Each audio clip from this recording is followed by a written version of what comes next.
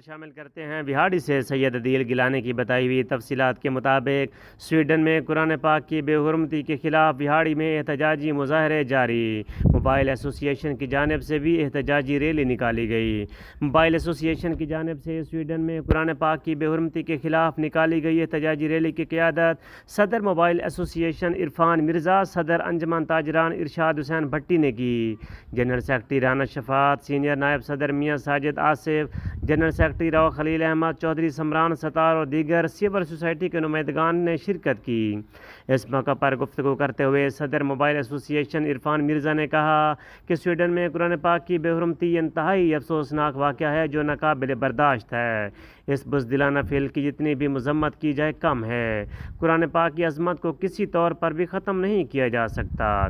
صدر انجمن تاجران ارشاد بھٹی نے کہا کہ مغرب کو اظہار رائے کے قوانین پر دوبارہ غور کرنے کی ضرورت ہے تاکہ ایسے واقعات نہ ہوں۔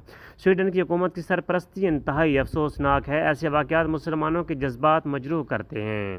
پاکستان سمیت تمام مسلم ممالک کو اس افسوسناک واقعے پر آواز بلند کرنی چاہیے۔ احتجاجی ریلی کے شرکاء نے سویڈن حکومت کے خلاف شدید نعرے بازی کی۔ ریلی ٹی ایم اے چوک سے شروع ہو کر ہمدرد چوک پر اختتام پذیر ہو گئی۔